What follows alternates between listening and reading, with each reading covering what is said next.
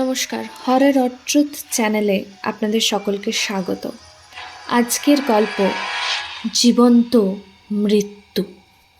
রিক আর তিয়াশা বেড়াতে গেছে হাম্পি।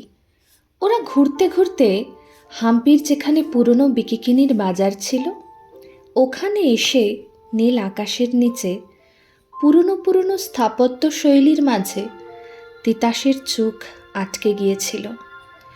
বাজারে যেতে হলে অনেকগুলো সিঁড়ি নেমে যেতে হয়, আর আলাদা আলাদা খোপ কাটা কাটা ঘর, যেগুলি আগে হয়তো দোকান বলে মনে হয়। কৃষ্ণদেব রায়ের সময় নাকি এখানে হিরে, বহু মণিমাণিক্য, চুনি পান্না এসব বিক্রি হতো। এসব ভাবতে ভাবতে এর মধ্যেই যখন তিতাস ডুবেছিল, হঠাৎ রিক পিছন থেকে বলে উঠল, কি গো, এক জায়গায় দাঁড়িয়ে থাকবে?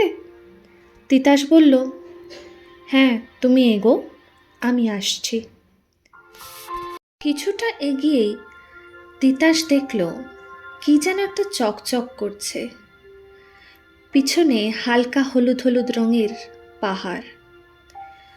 তুলে হাতে নিতে গেল, কিন্তু পাহাড়ের ঢালে এমনভাবে আটকে গিয়েছিল তিতাস পারল না। তিতাস বরাবরই ইতিহাসপ্রেমী। ওর ফেলে আসা ইতিহাস ভাবতে খুব ভালো লাগে। রিকও ওকে ডিস্টার্ব করে না। কি দরকার বাবা, ঘাঁটিয়ে কাজ নেই, এক্ষুনি রেগে উঠে টং হয়ে যাবে। তাই রিক নিজের মতোই ঘোরে আর মাঝে মাঝে ফটো তোলে। তিতাস হাল ছাড়ার পাত্রী নয়। অত ভারী পাথর তাকে নাড়ানো তো অসাধ্য। কিন্তু তিতাস ব্যাগ থেকে একটা শুহর্ন বের করে দিব্যি জিনিসটি তুলে নেয়। একটা পাথরের হাত রোদ পড়ায় অমন চকচক করছিল। হাতটায় অনেক নকশা করা, 5 আঙুলে 5টি আংটি খোদাই করা বলেই মনে হয়। একসময় হয়তো কোনো পাথরও বসানো ছিল এতে। তিতাস পাহাড়ের বেশ খানিকটা ওপরে। নিচ থেকে হঠাৎ রিক বলে উঠল, ধ্বংসাবশেষ ঘুরতে এসে আবার পাহাড়ে চড়ার কি দরকার ছিল? তাড়াতাড়ি নামো, সন্ধে হয়ে আসবে। যদিও হাম্পিতে সন্ধে অনেক দেরিতে নামে। হাতটাকে পরে খুঁটিয়ে দেখবে বলে তিতাসের হ্যান্ড ব্যাগে হাতটা ঢুকিয়ে নিল। হোটেলে পৌঁছে খিদে আর সারাদিনের টায়ার্ডনেসে তিতাসের হাতের কথা আর মনেই ছিল না। রাতে তাড়াতাড়ি শুয়ে পড়তে হতো, কারণ হাম্পিতে ঘুরে দেখার অনেক জায়গা আছে। রাত প্রায় 2টো নাগাদ তিতাসের কেমন একটা অস্বস্তিতে ঘুম ভেঙে গেল। দেখল ওর শীত করছে হঠাৎ। মাসটা ডিসেম্বর হলেও হাম্পিতে ঠান্ডা সেভাবে কখনোই পড়ে না। ওরা সারাদিন নর্মাল জিন্স টি শার্ট এই পরেই ঘুরে বেরিয়েছে। তাই তিতাস একটু অবাকই হলো। হোটেলের ব্ল্যাঙ্কেটটাই গায়ে দিল অগত্যা।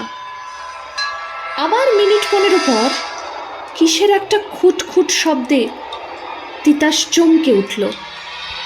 তিতাসের ব্যাগটা রাখা ছিল টিভির নিচে একটা টেবিলের ওপরে। সেই ব্যাগ থেকেই আসছিল বোধহয় আওয়াজটা। তিতাস ব্যাগটা খুলে হঠাৎ সেই হাতটাকে বের করল, আর হাতটাকে বার করতে অদ্ভুতভাবে তিতাস অন্য কোন জগতে চলে গেল। চোখের সামনে দেখতে পেল, শুনতে পেল বহু মানুষের কোলাহল আর হাসির শব্দ। দেখতে পেল একটা মেয়ে কিরকম একটা অদ্ভুত জামা কাপড় পরা, নাচের সময় আমরা যেভাবে শাড়ি পরি ঠিক সেই রকম। কোনো কোনো মেয়ের চুল খোলা, আবার কারুর কারুর বাঁধা। কেউ কেউ সোনার গয়না পরে আছে, আবার কেউ কেউ ফুলের গয়নায় সজ্জিত। ছেলেরা হয় মাথায় মুকুট, না হয় কোনো পাগড়ি, আর লম্বা পাঞ্জাবির মতোই কি একটা নিচে ধুতি বোধহয়। তিতাস মনে মনে ভাবছে, ওমা, এটা ওরা আজ যেই বাজার পুরনো দেখে এসছে এটা সেই সেই বাজার না, যেটা মানে আজ আজ রুইন্স, সেই বাজার এটা?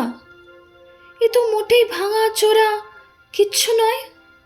এ তো দিব্যি সব বিকে কিনি হচ্ছে, সবাই আসছে, ফল কিনছে, এই তো কত চুনি পান্না সবই তো বিক্রি হচ্ছে। এ তো মোটেই ধ্বংসাবশেষ নয়। তবে তবে কি দেখছে ও এটা চোখের সামনে? আবার একটা মেয়ে একটা ফল নিয়ে হঠাৎ মুখে পুরে দিল। ওমা, এই মেয়েটি কে? এই মেয়েটিকে তো তিতাস চেনে, এ তো তিতাস নিজেই। হঠাৎ তিতাস বিছানায় পড়ে গেল, আর হাত থেকে ছিটকে পড়ল সেই হাতটা যেটা ও আজ কুড়িয়ে পেয়েছিল। তিতাস আর রিককে এই ব্যাপারে কিছু জানালো না। ওরা সারাদিন ঘুরে বেড়ালো। তিতাস খুব যে একটা কথা বলল সেরকমটা নয়। শুধু রিক একবার জিজ্ঞেস করলো, তোমার কি শরীর খারাপ, কিছু হয়েছে? তিতাস শুধু বলল, না। খাওয়া দাওয়া সেরে ওরা ঘুমিয়ে পড়ল ঠিকই, কিন্তু তিতাসের ঘুম আর এলো না। ও আবার টেবিলে পড়ে থাকা হাতটা তুলে নিল, আর নিতেই চালু হলো সেই চলমান দৃশ্য, একের পর এক। তবে আজ একটু অন্যরকম, পালানোর দৃশ্য। সবাই ঘর বাড়ি ছেড়ে যে যেখানে আছে পালাচ্ছে। তিতাসও একটি ছেলেই তো মনে হচ্ছে বোধহয়। হ্যাঁ, তাই তো, একটি ছেলের হাত ধরে প্রাণপণে ছুটছে। ছেলেটির বয়স 20-21 হবে বোধহয়। ছেলেটি দীর্ঘকায়, ছিপছিপে গরম, ধনুকের মতো নাক, ঢেউ খেলানো চুল, চোখে হৃদয় বিদারক দৃষ্টি। ওরা থামল সেই পাহাড়টার গায়ে, যেই পাহাড়টা চিনতে পারল তিতাস। এই পাহাড় থেকেই কাল তিতাস ওই হাতটাকে খুঁজে পেয়েছিল। ওরা ঊর্ধ্বশ্বাসে দৌড়চ্ছিল, খেয়াল করল না ওদের পেছনেই কে যেন ওদের লক্ষ্য করছিল। ছেলেটি তিতাসকে বলল, চিন্তা করো না, যুদ্ধ শেষেই আমি ফিরব, আর তারপরেই আমাদের বিয়ে হবে।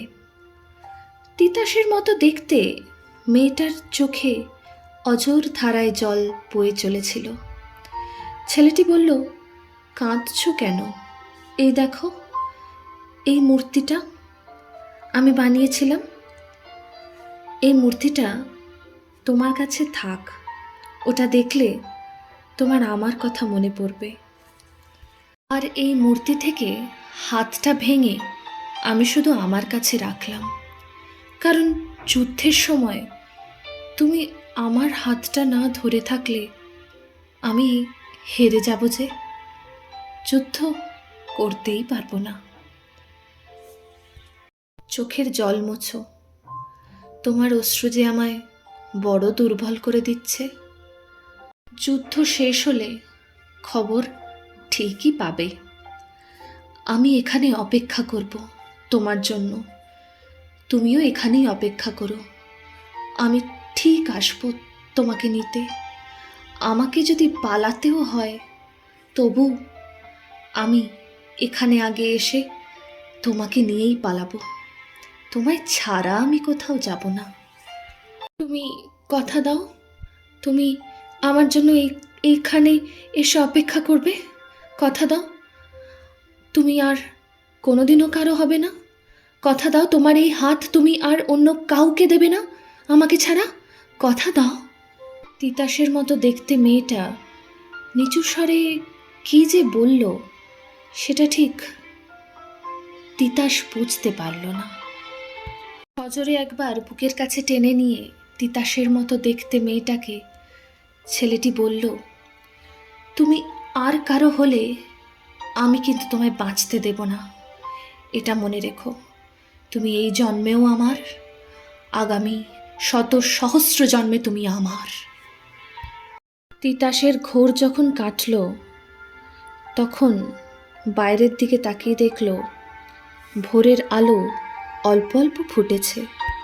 আবছা আলোতে তিতাস একবার রিকের মুখের দিকে তাকালো। তাকিয়ে ভাবল, এ কে? ও তো রিক। এতক্ষণ যেই মুখ দেখছিলাম, এই মুখ তো সেই মুখ নয়। তবে ও কে? আর তিতাসই বা নিজেকে ওই মেয়েটি বলে ভাবছে কেন? ওই মেয়েটিকে তো শুধু তিতাসের মতো দেখতে, কিন্তু তিতাস তো এই ছেলেটিকে কোশমিন কালেও দেখেনি। আর তিতাসের সাথে তো রিকের ভালোবেসে বিয়ে। তিতাস তো তিতাস। তবে কি হচ্ছে এগুলো তিতাসের সাথে? কিন্তু ওই মেয়েটি যদি তিতাস হয়, তবে কি তিতাসের মৃত্যু আসন্ন? তবে কি ওই ছেলেটি মেরে দেবে তিতাসকে? ওই ছেলেটি কে? কোথা থেকে এলো? কেন এলো? কি চায়? তিতাস কি তবে বাঁচবে না? আপনাদের কি মনে হয়? কমেন্ট করে আমাদেরকে জানান। এই গল্পটি ভালো লাগলে অবশ্যই লাইক, শেয়ার অ্যান্ড সাবস্ক্রাইব আর ইউটিউব চ্যানেল। এই গল্পের পরবর্তী অংশ আগামী পর্বে।